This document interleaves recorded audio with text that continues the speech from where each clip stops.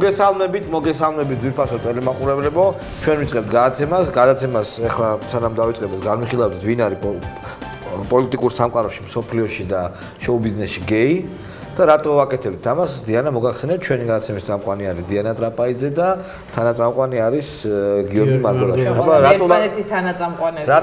რატო განვიხილავთ ვინ არის გეი? ესე იგი, პირველი პრეზიდენტია ამერიკის შეერთებული შტატების ისტორიაში, ვინც მხარი ღიად დაუჭირა ერთი სქესის მქონე ადამიანების ურთიერთობას, ბარაკ ობამა და რომ ერთსქესიანი ქორწინება დასაშვებად მიიჩნია. ურთიერთობას დაუჭირა მხარი ეხლა ვისი საქმეა? მაგრამ ქორწინებას ნიშნავს რას? აი ამას ერთსქესიანთა ქორწინებას დაახლოებით 50% ემხრობა ამერიკელების ერთსქესიან ქორწინებას 58% წინააღმდეგია ბაიდენმაც დაუჭირა მხარი და მას რესპუბლიკელები წინააღმდეგები არიან ხო? რესპუბლიკელები მით რომნი წინააღმდეგია. რა გინდა რომ ამაზე ვთქვათ? არაფერი უბრალოდ მოგიჩვენე. ჩემი დამოკიდებულება პირველ რიგში დამკვიდრდეს ქართულ ლექსიკაში ქართული სიტყვები და პირველ რიგში მშვენიერი ქართული სიტყვა არის მამათმავალი, რომელიც არა კორექტულია. რატო არა ქართული სიტყვების ხმარება ყოველთვის არის კორექტული, რატომ არის ლათინური არაკორექტული, მე კორექტულები არ მესმის და ქართული არანაირი აქ აგრესია უფლებათა დამცველი ორგანიზაციის წევრები იძახიან რომ სიტყვა მამათმავალი. ხო, არა, რატო? მაშინ ამიხსნან, რატო არ უნდა ვიმოქმედო დაუშვათ სულხან-საბას მიხედვით, არამედ რომელიღაცა სხვა იმისმე და ეს ერთი ორგანიზაციას ნეტარკუჩობა უნდა დავუყო. არა, რაც გინდა მე ვფიქრობ რომ ქართული სიტყვები სულხან-საბას მიხედვით ეგრეა. კი ბატონო, საერთოდ მაგ თემებზე ხო არ ვსაუბრობთ ღიად საზოგადოებაში, მაგრამ ისე მე ვფიქრობ რომ ქართული ტერმინოლოგიის დამკვიდრება მნიშვნელოვანია, იმიტომ რომ სერიოზულ და კარგ აქცენტებს აკეთებს თვითონ მენტალიტეტში. ეხლა რაც შეეხება ამ იმას ძალიან მნიშვნელოვანია აქ რაზეა ლაპარაკი, აქ არის ლაპარაკი ეკლესიურ ქორწინებაზე თუ ხო, ნუ მაშინ ოფიციალურად მათ უნდა კონდეთ ერთსქესიან წყვილებს უნდა კონდეთ საშუალება რომ ოფიციალურად გააფორმონ. მან ძალიან მნიშვნელოვანია ბავშვის აღზრდის უფლება, იმიტომ რომ ეგ არის ყველაზე კანონი არის. თუ შევხედავთ საერთოდ სამოქალაქო დამოკიდებულებას ქორწინების მიმართ ეს არის გარკვეული ქონებრივი თემების ანალიზი, ხო? და ამ ქონებრივი ანუ ორი ადამიანის თანაცხოვრების ქონებრივი თემების გარკვევა. ამ თვალსაზრისით მე არ ამგონია რომ სირთულე იყოს.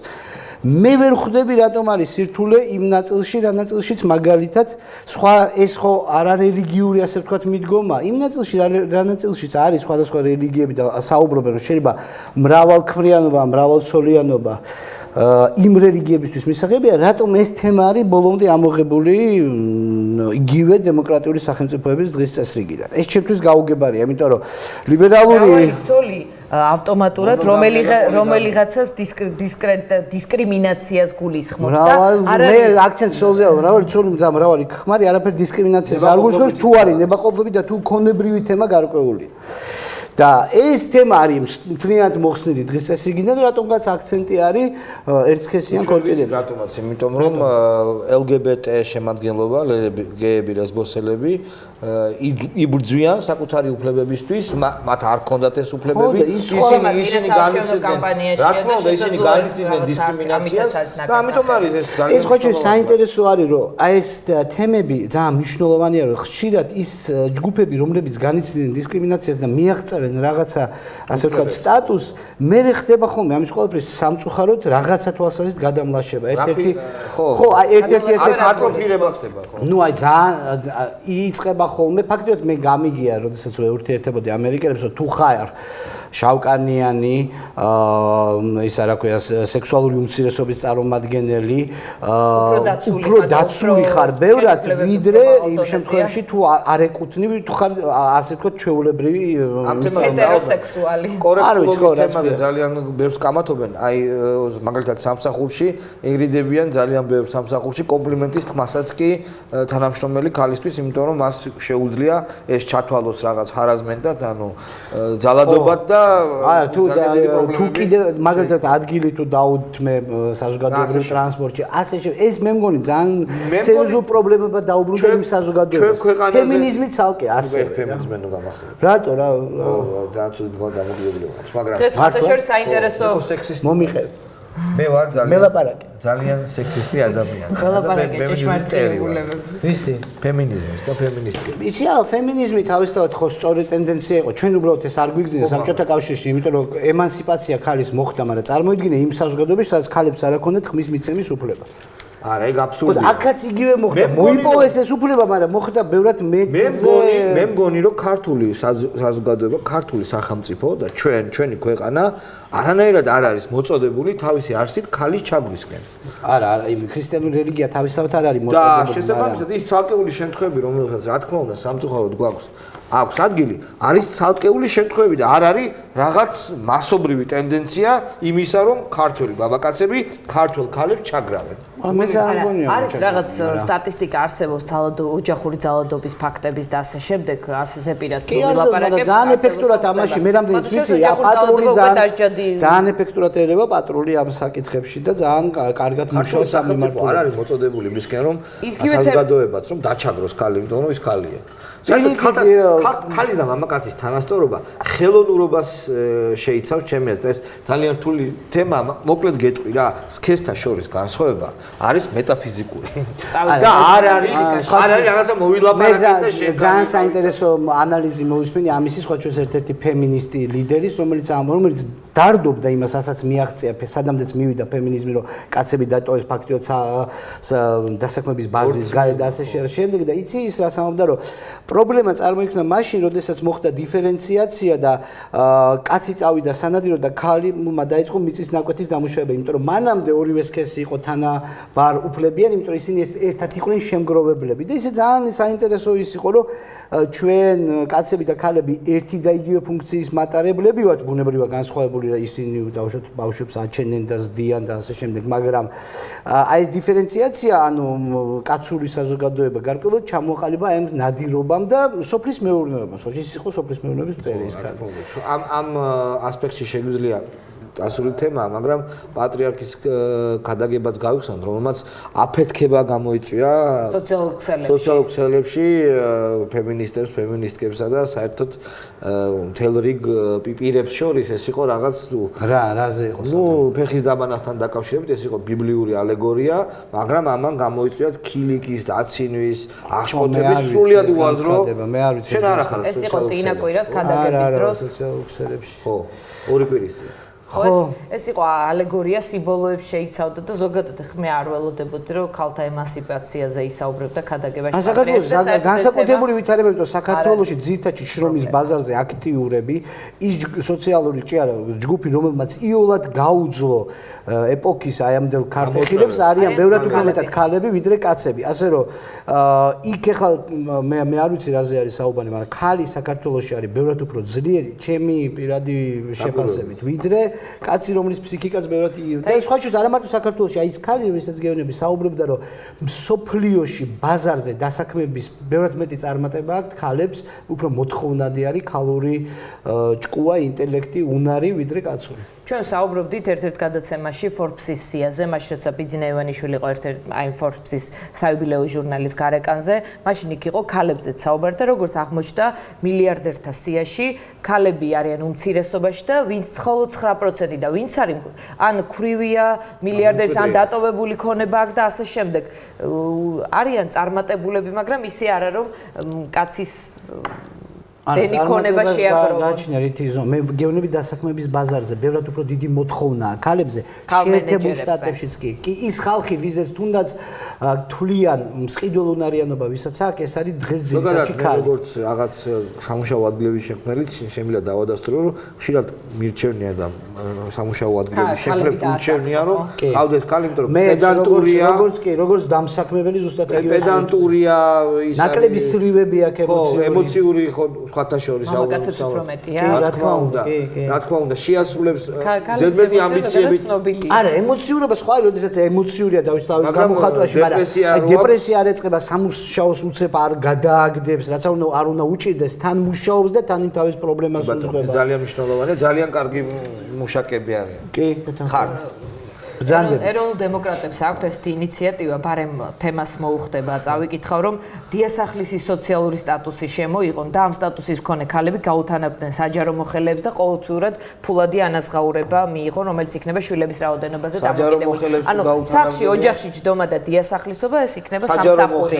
საჯარო მოხელეობა. ხო, საინტერესო რა, იცი რა, ძალიან პრობლემურია, იმიტომ რომ ამით შეიძლება შენ პირიქით ქალი სოციალურად პასიური გახდეს. ხო, როდესაც ხო, მაგრამ მან უკაცრავად საჯარო საჯარო მოხელეების მაპატიეთ, აქ არის ძალიან მნიშვნელოვანი თემა, კარგი ინიციატივა, მაგრამ საჯარო მოხელეებს სამსახურში შესაბამისი ატესტაციის გარეშე არ იღებენ. ამიტომ ჩვენ ამიტომ ქმრებს უნდა გამოცდები გაიაროს, უნდა შეიქმნას სპეციალური დეპარტამენტი, დიასახლისების დეპარტამენტი, საცივის გაკეთება თუ იცის, სადაც მიდიხარ და ხო საჯარო მოხელესთან ახალ ატესტაციას გადიხარ და განიჭებენ დიასახლისის სტატუსს. ეგრე სად არის? ყველას შეუძლია. თუ შენი პრობლემა არის ის, რაც დღეს არის ნამდვილად და ძალიან ბევრი საკანონმდებლო პრობლემაა ქალებთან მიმართებაში, ეს არის დეკრეტის ის თემა, რაც შრომის კოდექსშია, დეკრეტის თემა. თუ მასე წავიდე. კაი, ხარაშ, მაშინ დავანე.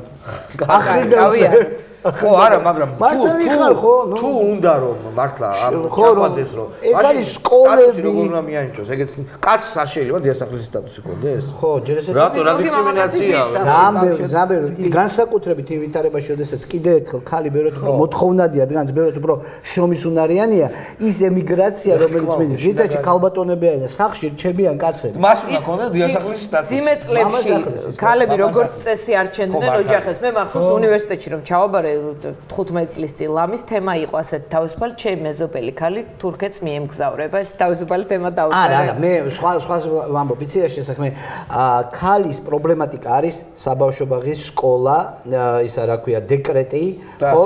და ასე შემდეგ, იგივე სკვერები და ასე შემდეგ, რაც არის დაკავშირებული ბავშვთან, მის აღზრდასთან, ყველაზე მეტად ქალის პრობლემა. ამ პრობლემების მოგვარება საჭირო და არა ის, რომ ყველა ქალი გახდეს საჯარო მოხელე და ალბათ ავტომატურად ხმა მისცეს მერე იმას, ხო? ხო, აბა ხელისუფლებას. ეროვნულ დემოკრატიას. მამასახლისი და დიასახლისი. ხო და ის რატო უნდა იყოს საჯარო მოხელე? როგორც ობამას ინიციატივა შესაძლოა შევაფასოთ წინასაარჩევნო კამპანიის ნაწილად, ასევე შეიძლება შევაფასოთ დიასახლისების არმია, სავარაუდოდ და ქურამ ჩახვაძის ინიციატივაც შეება ამ რანგში გავიყვანოთ. არა, იცი რატო მათი რეალური პრობლემატიკა ხო გეუბნები არის დაკავშირებული ბავშვებთან და ბაზარში შრომასთან, მათ რომ აი საცივი ბავშვების რაოდენობის მიხედვით შრომით მიიღებენო არა მინიმალურ, არამედ შრომით პენსიას 120 ლარის ოდენობით ისარგებლებენ ფასო დაზღვევით და ასე შემდეგ. რა უნდა იცოდეს საჭმელების კეთება, სახლის დალაგება? რა თქმა უნდა, ბავშვს როგორ უვლის, რამდენ წუთში უცვლის საფრენს, პერანს როგორ აუთოვებს, არა. შარვალს ნაკეთს როგორ უკეთებს. ვერ მიანიჭებ ყველას. კარგი, საინტერესოა. რახან ბარაკ ობამა ვახსენეთ, საარჩევნო სლოგანი იყო. მისი ჩვენ შევცვლით, ახლა ახალი სლოგანია წინ forward და მოდით ვისაუბროთ. რამდენად საინტერესო ეს თქვა საარჩევნო კამპანიაში გველოდება.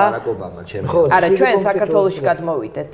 ობამას საარჩევნო კამპანია საქართველოში. არა, ჩვენზე გადმოვიდეთ. რეალურად ობამას საარჩევნო კამპანია მიმდინარეობს საქართველოში. ხო, ბევრი წამიკითხავს, რომ ქართული არჩევნების ბედი კაპიტოლიუმის ბორცვზე წდება. ჩვენ გვაქვს მაკეინ ობამას არჩევნები ახლა საქართველოში მოსალოდნელი არის. ხო, ისევ და ობამა ვინ არის ჩვენთან? ვინ არის ობამა ჩვენთან? ობამას მოკალაკეობა არა აქვს ჩვენთან. ჩვენთან თავშეხავის მოკალაკეობა, მაგრამ ევროკავშირის მოკალაკეა. ეს ობამა შეუძლია საქართველოში იყაროს კენჭი ახლა. კი, ამერიკის მოკალაკეა. არა, ევროკავშირის მოკალაკე არ არის. არც საქართველოში არ არის დაბადებული და საქართველოშია დაბადებული და არც 10 წელი უცხოვრია. და შემოდაინო ცულებები ბარეკამ და ობამა მაშინ ორი ქვეყნის პრეზიდენტი იყოს, ამერიკის შეძლებდა და საქართველოშიც. მაშინ ივანიშვილის ადვოკატებმა თქვეს, რომ არ გვინდა საკონსტიტუციო ცვლილებები, ის არ არის ჩვენ რაც ვითხოვდითო, ჩვენ მოქალაქეობას ვითხოვთო და არა ამ ცვლილებებსო. ხო უთხარ რომ მაინც დაგაწევთ ამას. რაც არ უნდა მანევრი გააკეთო და ისე დავწერთ რომ რამდენად ტრაგიკული არ იყოს, რა კომიკური სიტუაცია უკვე გუშინ უყურებდი აქ დებატები რა იყო და აღარ დაიღალეთო ქუცნაშვილს ეუნებოდა ის კაცი არ ხო მაინც დაგიჭერთ ხო მაინც ჩავწერტო ბოლოს ბიძინა ივანიშვილს ჩაწერე მართლა ყველა ბიძინა ივანიშვილს ხო შეიძლება მოსახელი და მოგვარა იყოს საქართველოს კონსტიტუციაში წერია 3 წლის მანძილზე ყველა ბიძინა ივანიშვილს სადაც არ უნდა ცხოვრობდეს ის ეძლევა ხმის მიცემის და არჩევის უფლება და მე ბიძინა იტყვის რომ მე ბიძინა არა მე გადაიკეთებს გვარს ხო დნმ-ით უნდა ამ დნმ-ის კონე ძალიან კომიკურ როლში ჩავარდი იცი აი რა არის ის საინტერესო რაც ივანიშვილი გამოჩნდა პოლიტიკურ არენაზე იმ დღიდან ხდება რა რომ რაღაცა ისეთ ნაბიჯს დგავენ ხოლმე ნუ მოქალაქეობის არტება ბანკის მაგრამ ეს ყველაფერი ერთ-ერთ ისეთ კომიკურ როლში აგდებთ რომ აი ნუ გეგონება გამოსავალი არა აქვს რა ანუ გეგონება ის აი ანუ რა გამოდის იცი რა გიღა ძალიან საინტერესო რაღაცას მივხვდი რა გიღა ჩვენი ქვეყნის სტაბილურობა აი ძალიან მაგარ რაღაცას ვამბობ მე რა გიღა ჩვენი ქვეყნის სტაბილურობა დამოკიდებულია იმაზე რომ მიიღებს თუ არა ბიზნა ივანიშვილი არჩევნებში მოზიოს იმიტომ რომ ამას ამბობენ ჩვენო კონსტიტუცია იმიტომ შეცვალეთ რომ სტაბილურობა იყოსო გარანტირებულიო და ყველას მიეცეს და ჩაწერეს იქ ევროკავშირის მოქალაქე ესე იგი ჩვენი ქვეყნის სტაბილურობა საფრანგეთის მთავრობაზეც არის დამოკიდებული რომ ხო შეიძლება საფრანგეთის მთავრობა ვერ ჩვენი დღეს აიღოს და აღარ არის ჩვენი მოქალაქე და მე რა ვქნათ მე რა ვქნათ დავი და ჩაწერონ მეთქი მოქალაქეობა ესეთი პრეცედენტი იურიდიულ პრაქტიკაში საერთოდ არსებობს თუ არა რომ ივან ერთ ადამიანზე დაიწეროს კანონმდებლობა კონსტიტუცია შესაძლოა მე კალმე დეკემბრის კანონებს გაგასწრებ დეკემბრის ბოლოს რომ მიიღეს მთელი წყება მთელი ის ხო აი ეს კანონების პარტიების სტატუსი რა იცი სულ ფიქრობ რომ რატო არიან ესე დაბნეულები რა იმიტომ რომ არა გადაფურთებულს ხო არა ალოკავენ მიშამ ხო წაართვა და მე ის როგორ შეგვიდა ისინი საქმე აი მანამდე ესეთი დაბნეულები არ იყვნენ რაღაცა ყოველში გეგმაზომიოთ რაღაცა ჩემი შტაბეჭდილებით იცი რა შესაძლოა არჩევნების ლეგიტიმაცია ივანიშვილს თავად რომ უჩემოდო არჩევნები ლეგიტიმური არ იქნება ის თავარი მოთამაშე ეთიშებას არჩევნები ერთ-ერთი თავარი გამოთიშეს არა მე რას გეუბნები ნაბიჯების არათანმიმდევრობა რომ გამოთიშეს დაურეკეს და უთხრეს რომ არ გამოთიშოდო თქვენი ასეც და ისეც და ჩართეთ ისევ თუ და ვერ ართავენ რაღაცა ესპანია დაერთებენ მანქანას იპარავენ პრაქტიკულად ივანიშვილს ვერ ქოქავენ თან რა ერთ-ერთი რადიოს ეთერში მივხდა გადაცემა და ავთანდილ დემეტრაშვილი მყავდა ბათუმიდან ჩამერთო და მე მასაც დაუსვიე შეკითხვა რომ რამდენად გამართლებულია რომ კონსტიტუციას ერთ ადამიანზე იყოს მორგებული და ეს ცვლილებები შევიდეს და მან თქვა რომ არჩევნების და პროცესის ლეგიტიმაციისთვის ეს არის ამ შემთხვევაში ერთადერთი გამოსავალი და რატომ თქო კანონში ცვლილება სხვა ცვლილება ხო მაგრამ ბუნებრივად ხო შეიტანა ამ ადამიანმა ყველა იურიდიულ პროცედურას მიყვა და შეიტანა და შეეძლოთ მარტივად მიენიჭებინათ მოქალაქეობა არა წავიდნენ და ისევ რაღაცა სისულელეში გაეხო და აი ეს მანევრები რაღაცა პიარულად იმდენად შეცვლა იცი რა შესაქმე რაზე ვფიქრობ ხოლმე რომ შეხედო იმიჯურად ემოციურად ხო აქამდე სამწუხაროდ და მე ეს მანამდეც მithქვას რომ ოპოზიციისთვის სამოქმედო იდეალი ტიპი იყო სააკაშვილი რა აი ის რაც იყო ოპოზიცია მათ უნდათ რომ გამხდარიყვნენ სააკაშვილები გესმის და აქ მეგონი ნაბაროდ არის რომ სააკაშვილს უნდა რომ გახდეს ბიძინა რა თავის ну აი რაღაცა მისთვის ბიძინასთვის ნამდვილად არ არის სამოქმედო რომ მოდელი სააკაშვილი აქამდე სულ მესმოდა ხოლმე აი როგორც სააკაშვილმა აი სააკაშვილმა თქვა რომ გავავსეთ ისა რაღაცა სტადიონი ან გავავსეთ ისა და გავავსეთ სტადიონი ანუ რა თამაშის წესებთან თავაზობდა სააკაშვილი იქ ოპოზიცია თავისუფლად არ ამბობდა რომ მე საერთოდ ოპოზიცია მას ყოველთვის შეყავდა ისეთ ველში სადაც ის უკეთესად გრძნობდა თავს თავის პრეზიდენტის უპირატესობა იყო თუ იქნებით 100,000 მე რაღაცას ვიზამ, აი შევცვლი რაღაცას. ესენი მოგროვდებოდით 100,000 მე სიტყვა და უიმე თქვენ შემოგხედათ, უიმე თქვენ 100,000 შპიონი ხართ მანდა. და არა, მე ნამდვილი 100,000 კარტელი. ეგ 100,000 არა. შემდეგ 100,000 სხვა 100,000 ახლა ესეთი გამოცვალეთ ახლები მოიყვანეთ. დღეს ნახე. ხო და რა მინდა გითხრა რომ ბიძინას ეს მომენტი საერთოდ არ გააჩნია რა რომ მიშას უნდოდეს რომ აი ანუ პასუხოს ან შევიდეს მასთან დიალოგში ხო ეს მთელი საერთოდ აბა გაბედოს და მომცეს და რაღაც ესეთი ტიპის განცხადებებიც არ საერთოდ ეგ ხო ხედავთ რითი დამთავრდა აბა გაბედოს ძალიან სერიოზულად დააგდო ამ სიტუაციაში აბა გაბედოს ჩვენ ახლა ლაპარაკობთ პიარზე მაგრამ ამ ვარიანტში რა ნაბიჯის გადადგა ივანიშვილმა რომ აბა გაბედოს და ხო მაგის გამო არ მისცეს ბოლოს ხო ამის გამო არ მისცეს შეეძლოთ მარტივად ხელი მოეწოდა და ამის გამო გადაწერის კონსტიტუცია და ეხა ბოლომდე აი ამ სასაცილო მდგომარეობაში არის რომ დაძდევენ და ეკითხებიან რომ როდის ჩამოღ ბილეთი მაჩი ხო მაგრამ გიორგი საინტერესოა ივანიშვილის მიზანი მოქალაქეობა და არჩევნებში მონაწილეობის უფლებაა თუ ამ პიარ ომში საკუთარი უპირატესობის წარმოჩენა ეს არის საარჩევნო კამპანიაში ჩვენ ეხლა ლაპარაკობთ პიარზე ხო პიარზე ლაპარაკობთ სამწუხაროდ ამ პიარზე ეწირება საქართველოს ფუნდამენტური კანონი სამწუხაროდ რა მაგრამ ეხლა არის სუ პიარი ხო ეხლა არის საარჩევნო კამპანია და ამ პიარში ივანიშვილი აჩვენებს მათ სახეს ნუ ძალიან სამწუხაროა მაგის ამათ ანუ როგორც წესი ხელისუფლება ითვლებოდა პიარის სპეციალისტად ეხლა მასტერ კლასს ატარებს ივანიშვილი ეხლა რაზე შეგიძლია მითხრა ერთხელ მაინც რომ კარგია აი ერთი ქმედება შიფერის გადატანას შიფერი ხო სხვათა შორის, იცი? მაგრამ მან კიდე საკითხია სად არის წაღებული. მე კიდე ერთხელ გეკითხები, რატო არ უსვავს სააკაშვილს ამ კითხვებს? შენ ხო ჟურნალისტი ხარ, რატო არ ეკითხები? სად ნახო, სად დავიჭირო? ხო ვიცი, ხო ცოცხალია ეს კაცი და სადღაც დადის, ახლა ისეთ ადგილებში აღმოჩნდება ხოლმე ჩვენ არ ვიცით. და იმეილი არა აქვს, რომ კითხოთ, აი ხვალ სად კი, იქნება. ზეგ გამოგიგზავნის პასუხს მაგ იმეილს. სხვათა შორის რამდენიმე ცენტრმა კახეთის აჭარის სამეგრელოს ზემოსვანეთის საინფორმაციო ცენტრებმა პრეზიდენტს მიიმართვა გაუგზავნეს, სადაც წერია, რომ რეგიონებში თქვენი ვიზიტების დროს პრეს-ცენტრის და უსაფრთხოების სამსახურის თანამშრომლები უხეშად არღვევენ ჩვენს უფლებებს. ანუ რეგიონებში პრობლემებია ხოლმე, როდესაც პრეზიდენტი დადის, იქ ადგილობრივ ჟურნალისტებს, როგორც ამ მიმართვიდან ჩანს, პრობლემები ექმნება. არა, არ აქვს უფლება, რომ არ უნდადეს შალვა. ეს არის ისეთივე დარღვევა ნორმალური პოლიტიკური ცხოვრების ისეთი ველი, სადაც გამოირიცხა, ანუ არ აქვს პირდაპირ შეხება ჟურნალისტთან, რომელიც მას ისეთ შეკითხვას დაუსვამს, რომელიც მას არ უნდა. ჩვენ უნდა ეხლა შექმნა ასეთი გარემო. სააკაშვილის ჩვენი მოქალაქეა, ჩვენი პოლიტიკური სპექტრის ნაწილია, მას სჭირდება დახმარება. იმიტომ რომ ის არის აბსოლუტურ იზოლაციაში, ხო? ვინ არის სააკაშვილის ირგვლივ? დაყვება ავტობუსი, რომელიც ტასში უკრავს, დაყვება რუსთავი, რომელიც ეკითხება იმას, რაც ამან რატო ხართ ასეთი კარგი, ყველა შეკითხვა ესეთია, ხო? რატო ბოლოს და ბოლოს გვიპასუხეთ, რატომ ხართ ასეთი კარგი? ანუ უტრირებ. რატო უტრირებ რა? მე მერიდება ვინმეს თუ რა? ხო, არ შეიძლება, ხო? არა, როგორ არ შეიძლება? ნუ ასე შეიძლება, ასე შეიძლება. თუ ის არ შეიძლება. არა, როგორ გეკადრება? აბა რა გინდა, მართლა შეკითხვას არ უზო. როგორ ყველა შეკითხვა არის იგივე, რომ რატო ხართ? რატომ გააკეთეთ? სად მიგაქვთ ეს? ბოლოს და ბოლოს შიფერის აწაი. რატო და რატო არ შეიძლება? აი ამ გარემოში წარმოგიდგენია, როგორ შეიძლება შენ ამოვარდე რეალობის განცდიდან, რა, იმიტომ რომ მთლიანად შენს ირგვლივ ის მედია, რასაც უყურებ. ხო, მაგრამ ეს გარემო ხო მან შექმნა. გავიგე, მაგრამ ჩვენ უნდა დავეხმაროთ. ისე ვაპარაკობ რა, ბავშვი რომ დაეცემა და მოგეცემა. არ უსმენს, ან სხვა არხებს არ უყურებს, ან გაზეთებს. გიორგი ამბობს ჯადოსნური, საბარველი, საფურო.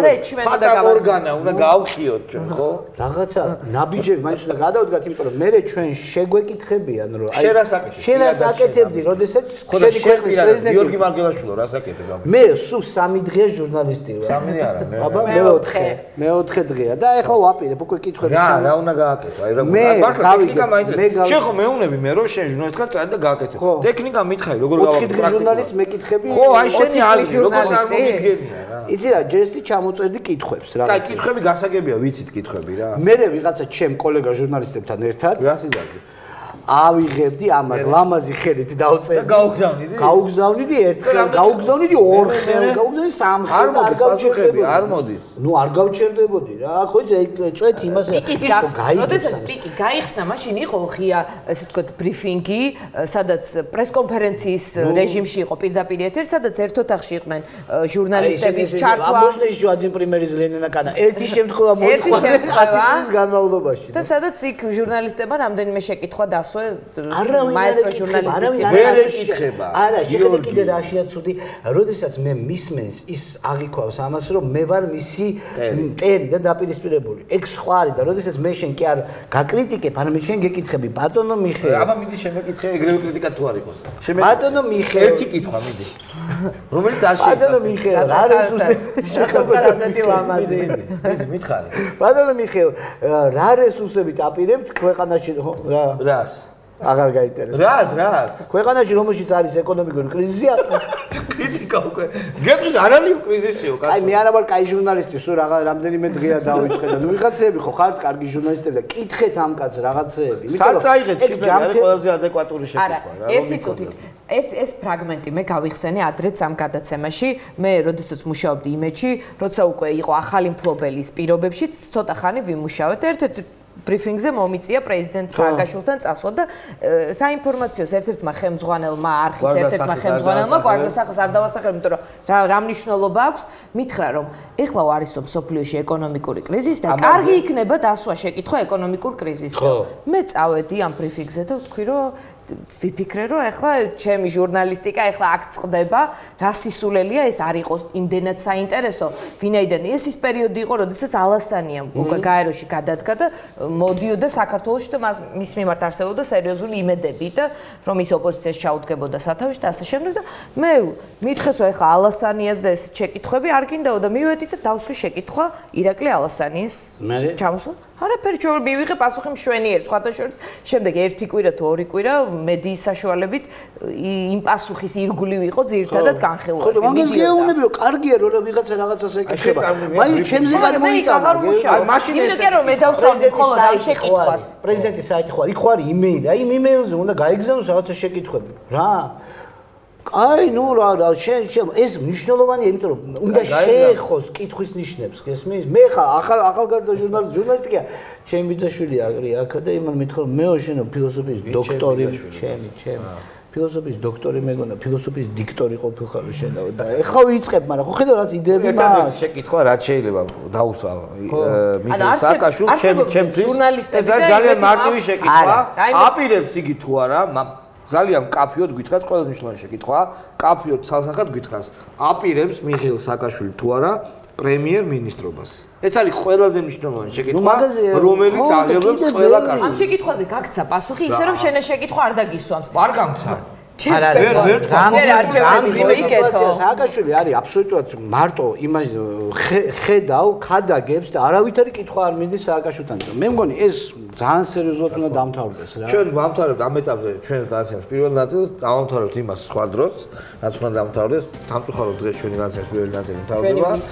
და მინდია უბრალოდ როგორ არის? დაიკაცი ძალიან. მე ვთქვი რომ ეს არის ჩემი აზრით ყველაზე მაგარი მოქმედი იურისტი საქართველოში, იმიტომ რომ კარგად ვიცნობ, ვიცი მისი დამსახურებები, მისი ნიჭის და გამოცდილების ამბავი და ასე დავახასიათე. აი ასეთი კაცი მოვა ჩვენთან. რესპონდენტი ყავთ ჩვენთან განაცემაში, შენ გემშვიდობები დროებით. კარგად. ახალდის ხვალს ისევ გელოდები. კითხები სააკაშვილთან.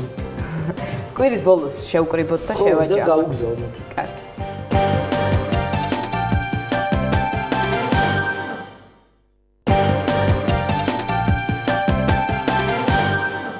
დავბრუნდით პირდაპირ ეთერში და ბატონი მინდია უბრეხელიძე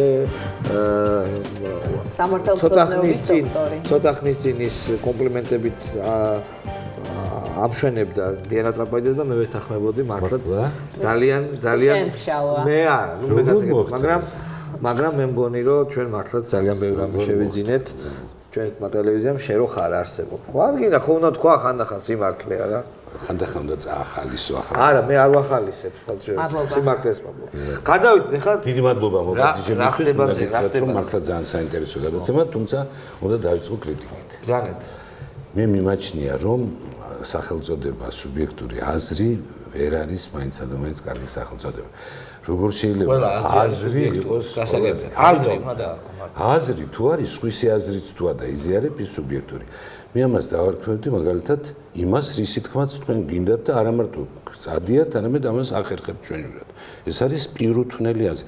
თქვენ ხომ აღწევთ იმას, რომ თქვენ სტუმრებს ათქმევიებთ ხოლმე პირუთვნელად იმას, რასაც ყველას არა, ნუ ყოველ შემთხვევაში ეს არის მიზანი. პოლიტიკოსებს ვერა. იმიტომ რომ სუბიექტიდან რაც წარმოდგება, არ შეიძლება არ იყოს სუბიექტი. რა თქმა უნდა. ამიტომ მე ამ ხრივ ვიწყებ თქვენი ანუ ობიექტური ჭეშმარიტება არ არსებობს. სანამ თქვენ დამესწრებოდეთ თავს, მანამდე მე დაგესწრებით. ჩვენ მე მინდა რომ ვისაუბროთ იმ საკონსტიტუციო ცვლილებებზე, რომელიც განიხილება და პირველი მოსმენით მიიღეს. რამდენად გამართლებულია ერთ ადამიანზე კონსტიტუციის მორგება? ესეთი შეკითხვა დასვა გიორგი მარგველაშვილმაც გადაცემის პირველ ნაწილში და ამის ანალოგები რამდენად არსებობს და მე მინდა რომ თქვენ უპასუხოთ ამ შეკითხვას. შევეცდები, მაგრამ არ ვიცი რა გავამიო. იმიტომ რომ მე დიდი ხანია უკვე როგორ გითხრათ კონკრეტიკაზე ნაკლებად ვსაუბრობ, იმიტომ რომ მართლაც საქართველოში ისეთი შესანიშნავი თაობა წამოვიდა იურისტებისა და ესენი სხვა შორის ახლა ერთად არიან ძირითადად ამოყრილი. ერთ-ერთმანეთზე უკეთესი იურისტები არიან, ისინი მათ შორის კოალიციის იურისტები და არა მარტო სხვებიც, მართლა კარგი თაობა წამოვიდა. ერთად არიან მოყრილი. იცით რა მოხდა? იყო რაღაც დროება დადგა, როცა სამართალს და სამართლებრივ სახელმწიფოსა და სამართლის იდეებს ფასი მიეცა და მაშინ უცებ აღორძინდა თუ შეიძლება ასე ითქვას ეს დარგი და ახლა უცებ ძნელი, ახლა ხო ვერ დავხვდით ამ ხალხს, შეიძლება ადვოკატები დაიჭირო და გაუშვა ციხეში 200-300, მაგრამ ასე იულად მე დიდი ხანია გადასული ვარ, იმიტომ იმდენად კარგად აკეთებენ და ისე გამოწვლილვით იკვლევენ ყველაფერს, რომ თეორიაზე ხარ? არა, თეორიაზე არა, მე უფრო სერიოზულ რამეზე ვსაუბრობ, მეთოდოლოგიაზე, რომელსაც პატრონი არ აყავს და მე მიმაჩნია, რომ უფრო მნიშვნელოვანი. მიუხედავად ამისა, მე მაინც გეტყვი. ეს არის ის მეთოდოლოგია, რომელსაც იყენებს მართველი ძალა და რომელსაც კონტრილეთები არ უკეთდება, რაც ნიშნავს მათ წარმატებას. იმიტომ რომ ეს ისეთი რამ არის, რომელიც ყველას არ შეუძლია. მე შევეცდები გაგიჯიბროთ, თუმცა რო არ გეგონოთ რომ ეს გაგირბივართ ახლა ხალხიდან, რა თქმა უნდა, როგორც შეიძლება ეს წარმოუდგენელი ამბავია, რომ საერთოდ ასეთი იდეა დაიბადოს, რომ კონსტიტუცია იყოს აგებული და გაანგარიშებული და გათვლილი კონკრეტულ პიროვნებაზე, მაგრამ მე ვიხუმრე ამას წინათ, რომელიღაც ტელე გადაცემაში, რომ ეს რაც ეხლა ხდება ჩვენთან, ეს არის ძალიან დიდი პროგრესი. იმიტომ რომ იყო ერთი პროექტი კონსტიტუციური, რომელშიც გვარი იყო მოხსენიებული კაცის პირდაპირ. ეს იყო დაახლოებით კონსტიტუციურ კანონში, რომელსაც ხელს აწერდა პრეზიდენტი. საქართველოში იყო ეს ამბავი. ეს მოხდა 2008 წელს თუ არ ვცდები და მე ვერც შევიტყობდი ამას, რომ არ ყოფილიყავი სტრასბურგში, სადაც ერთმა ადამიანმა სტრასბურგის ძალიან მაღალი თანამდებობის ფირმა ევროსაბჭოსი მაჩვენა და მე ვთქვი რომ მაჩვენებ მე მოსამართლე კაცი ვარ. ქართველი არა.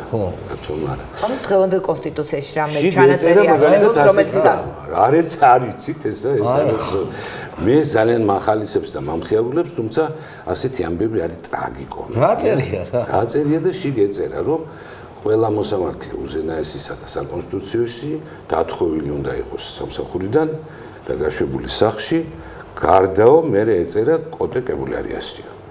მე არაფერი არ მაგასაც ძინავდეგო რომ ვიღაცა იყოს მაგრამ გარდა თანამდებობა ხო ქონდა კოდე კებულარია. ხო და ის იყო ამ დროს რაღაც თანამდებობას და ის არ იქნეს გაშვებულიო და სხვები ყველა. მარტო ეს თანამდებობა. ეხლა თუ ჩვენ შევადარებთ ამ მდგომარეობას, დღევანდელ მდგომარეობას, პროგრესი არის ძალიან დიდი. აქ სახელი და გვარი არ წერია. ხო, გვარი და სახელი არ წერია, მაგრამ მე დღეს მოვკარი თვალი რომ მიიღეს ხო არა, მე სხვა რამეს ვამბობ, რომ ერთ-ერთი მესვეული, ასე ვთქვათ, ამ მართველი ძალებისა პირდაპირ ამბობს, რომ ჩვენ ყველაფერი გავაკეთეთ იმისთვის, რომ ბატონი ბიძინა ივანიშვილმა იყოს მონაწილეობა და სპეკულაციები გამოიწვიოს, რომ მას არ აქვს ამის საშუალება. ჩაეწერა, პირდაპირ კარგი იქნებოდა, იმიტომ რომ ამით იურისპრუდენციის ისტორია და მართლმსაჯულებისა უთუოდ გამდიდრდება. საფრანგეთის მოქალაქე პასპორტის ნომერი რაღაცა დაიშვას. ბატონინდია კონსტიტუციონალისტი ავთანდილ დემეტრაშვილი აკეთებს ამ თემაზე კომენტარს და მე მინდა მცირე ფრაგმენტი წაგიკითხოთ. როდესაც ასეთი ძლიერი პოლიტიკური სუბიექტი არ იღებს მონაწილეობას, არჩევნები კონკურენტუნარიანი არ იქნებოდა. დიახ, ამ არჩევნებს შეაფასებდნენ როგორც უარყოფით და არადემოკრატიულ არჩევნებს, ამიტომ ვიმეორებ, რომ ეს არის გამოსავალი კონსტიტუციის ხშირი გადასინჯვის და მის ერთ პიროვნებაზე მორგების წინააღმდეგი ვარ, თუმცა ამ შემთხვევაში ვფიქრობ, ეს უნდა განვიხილოთ როგორც სიტუაციიდან გამოსავალი. ეს კონსტიტუციაში ცვლილება იყო ერთადერთი გამოსავალი ამ გარემოში. მე მგონია რომ სერიოზული მსჯელობა ამ დებულებაზე არის ცოტა უხერხული, რატომ? ხო, მაგრამ ამას საკანონმდებლო ორგანო იღებს და იმისთვის რომ კონკურენტუნარიანი სუბიექტი არ გამოიჭრას ასპარეზზე და ასე ვთქვათ არ იყოს შენი მეტოქე და სულ რამდენიმე წუთში, როდესაც შენ უარსეუბნები სრულიად უსაფუძვლოდ მოქალაქეობის აღდგენაზე, სულ რამდენიმე მყისიერად უცებ ცდილობ ამ გზით ის გამოასწორო ეს ვითარება. ეს არ არის მდგომარეობის გამოსწორება და მე ღრმად ვარ დარწმუნებული, მიუხედავად იმისა, რომ ყოველგვარი შეთქმულებებისა და რაღაცა მისტიური და ენიგმატური ამბების წინააღმდეგი ვარ, რომ რაღაც მოხდა ძალიან სერიოზული. დაუკვირდით როგორ არის ლოგიკა არის ძალიან თუ იცნობ ამ ხალხს ადვილად ამ ქარაგმას აუცილებლად ამოხსნი. შედეთ როგორ ეთქვი ხო იცნობთ ახლა ყველაფერს. მე კიდე უფრო ადრიდან ვიცი. ანუ შევაერთოთ ახლა ვითარება არის ასეთი გამოცდილება მათთან ურთიერთობა. როდესაც შენ არ გინდა რომ პოლიტიკური პროცესი იყო ჩამქრალი. საერთოდ საქართველოს პოლიტიკური პროცესი აღარ იყო, რატომ? იმიტომ რომ პოლიტიკური პროცესი, რომელიც არის აუცილებელი წინაპირობა დემოკრატიის განვითარებისა და საერთო კეთილდღეობისა ქვეყნისა და ერისათვის, იყო ჩამქრალი იმის გამო, რომ პოლიტიკური პროცესი გადაიქცა ცალკარში თამაშად, ან და თქვა ცალმხრივ მოძრაობად. არ შეიძლება პოლიტიკური პროცესი აუცილებლად გულისხმობს ორმხრივ მოძრაობას და სამმხრივ და ოთხმხრივ. ეხლა რატომ მოხდა, რომ ესოდენი წარმატება ჰქონდა ბატონი ბიძინა ივანიშვილის გამოჩენას აქ? ერთი წუთით დავივიწყოთ, ახლა მოგწონს, არ მოგწონს, გვიყვარს, არ გვიყვარს, დაუშვათ, მოსიცხლე მტერია ჩვენი, რა. არ მოგწონს. თავისთავად, თუ ჩვენ გვინდა, რომ სიკეთე იყოს ქვეყანაში, მაშინ უნდა გვიხაროდეს ცხადია პოლიტიკური პროცესი აღდგეს. კონკურენცია აღდგა და კონკურენცია აღდგეს ურომლისო და წარმოუდგენელია პროგრესი. წარმოუდგენელი, მაგრამ აქ საინტერესო ამბები ხდება, მაგალითად, პლურალიზმი პოლიტიკაში არ გვინდა. ბიზნესში გვინდა. მაგრამ რაღაცებში გვინდა ეს პლურალიზმი და ვეღარ გავიგე სად გვინდა და სად არ გვინდა. ყველგან უნდა გვინდა. ხალხს რა თქმა უნდა, როგორ შეიძლება ახლა მაგალითად რომ რელიგიური პლურალიზმი ან აღსარებლობით გინდოდეს, მაგრამ არ გინდოდეს პოლიტიკური, არა, მაშინ როცა პოლიტიკური ეს გაუგებარია, მაშინ არავითარი ლოგიკა არა. ეხლა რა ხდება ამის შემდგომ? როდესაც ბატონმა ბიძინა ივანიშვილმა კახეთში თუ არ ვცდები თავის ერთ-ერთ ძალიან კარგ გამოსვლაში, ძალიან კარგ გაბედოს და არ და მომცეს. თქვა იმან რომ გაბედოს და არ მომცესო, უნდა იცნობდი ახლა ვიზე ამბობს, ის გამორიცხული იყო. ანუ პროცესი წავიდა, ესეც იყო ჩაფიქრებული. შეიძლება ეს მაინც ასე მომხდარიყო, ხო, მაგრამ დააჩქარა. მაგრამ ამან რა თქმა უნდა საბოლოოდ გამორიცხა. მაგრამ ამავე დროს სრულიად აშკარა იყო რომ საერთაშორისო თემობა, საერთაშორისო ძალიან მძლავრ წოდას განახორციელება.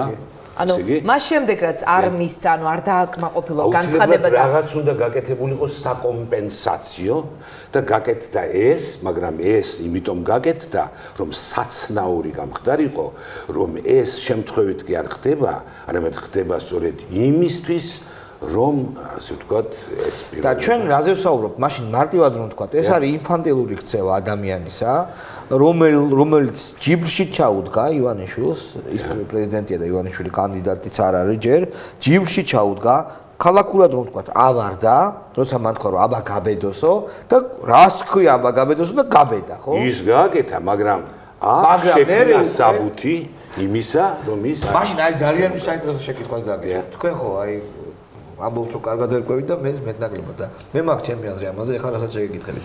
მაშინ რომ თქვა რომ აბა გაბედოს ნუ გაგიდეოდა ტელეფონს ესრო და პულს ტელევიზორს და არ მივცეთო რომ დაიღრიალა.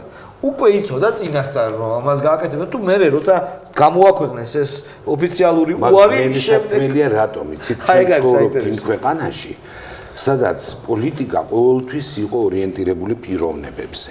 საკმარისი იყო პიროვნებას რაღაც ამოსცენ და უფრო მეტი წარბი აეწია, უფრო მეტიც რაღაც იმასი გამოეხატა თავის დამოკიდებულება, რომ ფაცაფუცით გარბოდა. ხლა ეს ავტორიტარიზმის ელემენტარული ასე ვთქვათ ნიშანია, რომ საკმარისია შეატყონ ადამიანს, რომ ის რაღაცა ასე იმავე წუთში გარბიან თავთავიანთ კაბინეტებში, თავთავიანთ ასე ვთქვათ ოფისებში და იწყება მუშაობა საამებლად. და არავინ არ გამოჩნდება ხოლმე, რომელიც ეტყვის, რომ ანუ რეესტრი იყო შემთხვევაში მაამებელი პრეზიდენტის. მე მოგიტანთ მაგალითს. სიკვდილი ცოტშორის ეს ის შემთხვევაა, სადაც აი ნამდვილად გულზე შემიძლია ხელი დავიდო და ვთქვა, რომ ბოლომდე თანმიმდევრული იყო მიშა სააკაშვილი. იმიტომ რომ მე თვითონ ვიბრძოდი სიკვდილი დასჯის წინააღმდეგ, ჯერ კიდე როდიდან 60-იანი წლებიდან მე და ვაჭრობა მაშინ გამოაქვეყნა სტატია. მაგრამ რა ხდებოდა, იცით, სიკვდილი დასჯის წინააღმდეგ იმის და მიხედვით იცვლებოდა ხალხის დამოკიდებულება თუ როგორი გამომეტყველებით შემოვიდოდა ბატონი ედუარდ შევარდნაძე როგორც პრეზიდენტი, იმის რა ქვია რა ერქვა მას იურიდიული საბჭო არა, უშიშროების კი არა. რა ერქვა საბჭოს? არა. უშიშროების საბჭო. არა, კაცო, ჩვენი სამართლებრივი საბჭო, მართლმსაჯულების საბჭო. იმის ხდომაზე ზოგჯერ მე მინახავს ასეთი ვითარება, რა თქმა უნდა, ახლა სახელებს არ დავასახელებ და გვარებს და თუ შეატყობდნენ რომ ცოტა დავრემილი იყვან და ასე ვთქვათ არ იღიმებოდა, მაშინ უცებ დაიხევდნენ უკან. ყველას არ ეხება ეს, მაგრამ ვისაც ეხება თვითონვე მიხვდება. მაგრამ თუ შეატყობდნენ რომ გაღიმებულია, მაშინ სხვანაირად იქცეოდნენ. და ბოლოს ისე მოხდა ამ საკითხის გადაწყვეტა, რომ ისტორია ალბათ დიდი ხნის შემდეგ იტყვი. ასეთია ჩვენი რეალობა, ასეთია ჩვენი სინამდვილე. ეს არის მონური ფსიქოლოგია, რომელიც ზოგჯერ არც კი არის ექსპლიციტურად და სიტყვიერად გამოხატული, მაგრამ იმპლიციტურად და შენიღბულად, ეხლაც ესეა რა თქმა უნდა. იმავე წუთში გარკვეულ რა სირთულეა ბატონინძია, რა სირთულეა, შევარდნაძეს ცოტა გრიმასა ქონდა ზოგადად. ამას რამდენი აქვს და ცოტა რთულია გარკვევა. არა ის შესანიშნავად ფლობდა მაგ ხო და ეს ხანდახან გაურბის ხოლმე. მოდ მაინც ვისაუბროთ, რამდენად მისაღებია რომ უცხო ქვეყნის მოქალაქეს მიეცეს საშუალება რომ დაიკავოს უმაღლესი თანამდებობა სხვა ქვეყანაში. რა თქმა უნდა, ეს არის დაკავშირებული. ეს არის რა არის, იცი თქვენ მე მაიძულებთ ახლა ვილაპარაკო პათოლოგიაზე. პათოლოგიაზე ახლა როგორ შეიძლება არის პათოლოგია. ნამდვილად პათოლოგია, რატომ? იმიტომ რომ გარდა იმისა, რომ შინაარსობრივად ეს აბსოლუტურად მიუღებელია და მე შევეცდები გითხრათ რატომ, ამავე დროს საკანონმდებლო ტექნიკის თვალსაზრისით თქვენ ვერ ნახავთ სოფლიოში ამის ვერც პრეცედენტს და ვერაფერს, მაგრამ შეიძლება არ არსებობდეს პრეცედენტი და შექმნა ეს პრეცედენტი. იყო დრო როცა კონსტიტუცია საერთოდ არ არსებობდა.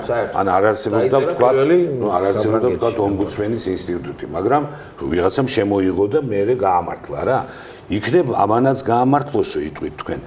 ვერ გაამართლებს და მეცაც გეტყვით.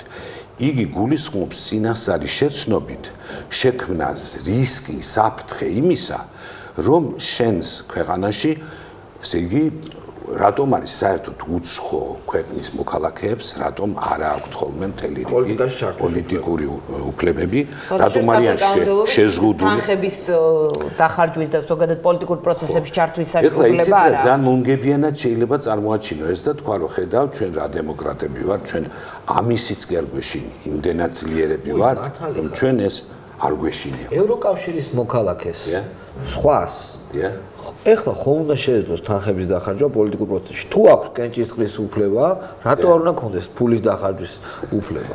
არ იყრის კენჭს, მაგრამ ხარჯავს. ძალიან ყოველგვარი მას. მე ეხლა ისეთ თემას შევეხები, რომელიც გაგიადვილებთ თქვენ ამ საკითხში ორიენტაციას. სხვა შორის აქ ერთი ძალიან საინტერესო დებულებაა, რომელიც ასევე შევიტყვეთ დღეს, მე აქამდე არ ვიცოდი, რომ იქ ყოფილა ასეთი დათქმა, რომ 1914 წლის 1 იანვრიდან თურმე ეს უფლება შეიზღუდება ევროკავშირის 2014 წლის 1 იანვრიდან. ანუ მხოლოდ საპრეზიდენტო და საპარლამენტო საპრეზიდენტო არჩევნებს ემთხვევა და არა ადგილობრივ ეხლა მე რაღაცა ორწლიანი გარდამავალი დებულება საიდუმლოებებს გაგანდობთ და გეტყვით. მე ვარ აღფრთოვანებული და გაოცებული, შეოცებული, როგორც ირად იტყოდნენ, იმ ტექნიკით, რომელსაც ფლობს ჩვენი მმართველი გუნდი, ასე ვთქვათ, აი ამ პოლიტტექნოლოგიებში და ასე შემდეგ. მაგალითად, ვთქვათ, საკონსტიტუციო საკითხებში. არის მთელი რიგი საკითხებისა, რომლებიც განსაკუთრებით ხშირად შეეხება ხოლმე ამ გარდამავალ დებულებებს, ისეთ იმას ტოვებენ, რა ქვიანა, ისეთ როგორ გითხრათ, ვითარებაში ტოვებენ კონსტიტუციის ტექსტსა და მის აზრს, რომ როცა მოვა დრო, როდესაც გამოიკვეთება როგორ ჯობს რა მიმართულებით წახვიდე, იმ მიმართულებით წახვალ. ამ შემთხვევაში რა დატოვეს? ბატონო? ამ შემთხვევაში რა? მაგას ვერ გამოიცნობ, ესე იგი ეს პათოლოგიური მასში რა არის, მაგას ვერც კი გამოიცნობ. თავარი არის რომ შენ გქონდეს დიდი არჩევანის საშუალება, შენ გქონდეს გამოსავალი იმისათვის, რომ საითაც მიმართულება გინდა ის მიმართულება. ეს გაკეთებულა უკვე ადრე? ეს ახლა რო კონსტიტუციის დამატებები მიიღეს, იქაც არ არის ეგა. ეგ არის მეორე მეთოდი ვთქვათ. მე ამას რატო ამბობ, მე შესაბამის დასკვნას გავაკეთე. მეორე მეთოდი არის ასეთი, აი ვთქვათ, რასაც კონტრილეთი ვერ უკეთდება ხოლმე ჩვენთან. ეს არის ჩემო ბატონო ტყუილის ტექნოლოგია. აი მაგალითად 9 საათზე ითქმება ერთი ტყუილი. ეს ჩვენი გულუბრყვილო მოსახლეობა გამოეკიდება ამ ტყუილს, მაგრამ 10 საათზე მეორე ტყუილი ითქმება. სერიოზული განცხადების სახით, პოლიტიკური განცხადების სახით, ან დაპირების სახით. არ აქვს მნიშვნელობა, პოლიტიკური უნდა იყოს.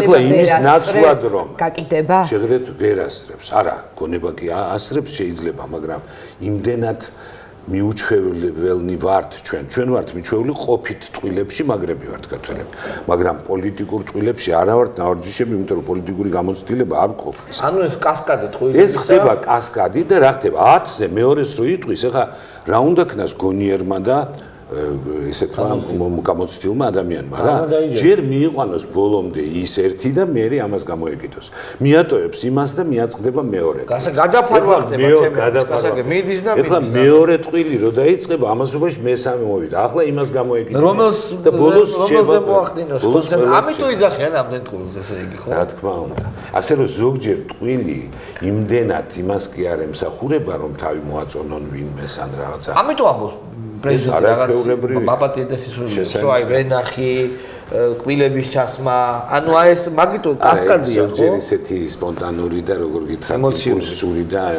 როგორ გითხრათ ისეთი უნებლია ძალიან დიდი ბოდიში თქვა უთხრა მაყურებელს 5 წუთი დაგვრჩა სულმა ამიტომ სულ რამოდენიმე შეკითხვას დაგისვა ლაზიკაზე უნდა არა დაიწყო ლაზიკის საკონსტიტუციო სტატუსზე მუშაობა და სპეციალურად ერთთვიანი ჯგუფი შეიქმნება და ჯერ მხოლოდ ის ვიცით რომ საგადასაღადო შეღავათები იქნება ეს რამდენად არის გამართლებული არ არსებულ ქალაქს რა საკონსტიტუციო მე უნდა გითხრათ რომ ეს ერთ-ერთი კასკადის არაფერი არ გეკეთება ახლა ჩვენ კი ვთქვით რომ ზოგჯერ სპონტანური ამბებია მაგრამ ასეთი მასშტაბის იდეები და ასეთი შეიძლება არც იყოს ეს ტყვილი ასეთი მასშტაბის თაოსნობა არასდროს არ ხდება ისე უბრალოდ არა ასეთი მასშტაბის თაოსნობის უკან ჩვენ უთუოდ უნდა ვიგულვოთ აუცილებლად უნდა ვიგულოთ და არც თუ ყოველთვის ლოკალური წარმოშობის ინტერესი.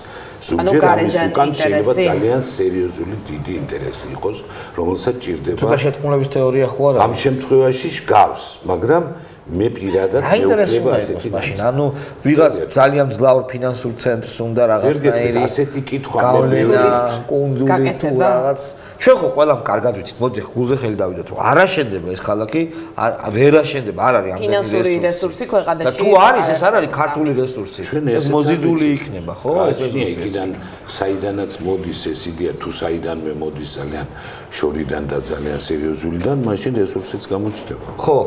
უცნაურად დაუდევთ, მე მაგალითად პირდაპირ გეტყვით ყოველგვარი გადაჭერბების გარეშე, რომ დღემდე ვერაფრით ვერ ამიხსნია და არ მეჯერა რომ როდესაც აფრასიძეების ლიკვიდაცია ხდებოდა 12 ვერტმფრენით თქვენ ეს საქმე კარგად გაქვს შესწავლილი საქმეც ის არის რომ ვერ შევისწავლე კარგად იმიტომ რომ ვერაფრით ვერ ვიგებ მე როდესაც გამოდის თქვათ ჯაფარიძე ყოფილი მოადგილე შინაგან საქმეთა მინისტრისა და ძალიან მშვიდად და წყნარად ყვება რომ მარტო შეიპყრო ევგენი აფრასიძე თუმცა მანქანაში 10 კაცი ყავდა დამალული და ამ დროს ესე იგი ეს საოცარი კანონადა რომელიც მოდის 12 ვერტმფრენიდან რას ნიშნავს ეს და რა აუცილებლობა არის ამისა როცა ეს განახვება ძალის დემონსტრაცია თანაზომი არა აი მარტო ძალის დემონსტრაციის ამ პარლამენტში დიდი მადლობა ბატონო მინდია ძალიან წუხვა რომ ჩვენ ასე მალე დავამთავროთ ჩვენი რაღაცა საინტერესო მოსაუბრებლად ბრძანდებით და ბევრ ამას გააკეთებთ კიდევ და ბევრს ისაუბრებ და გააკეთებთ კიდევ. დიდი მადლობა. მადლობას მოახდინებ. ბატონ მინდიას კიდევ ერთხელ დიდი მადლობა. და ჩვენს ტელემაყურებლებს, რომელსაც ვერი ხვალ გადაცემაში სუბიექტური აზრი. ახვამდის.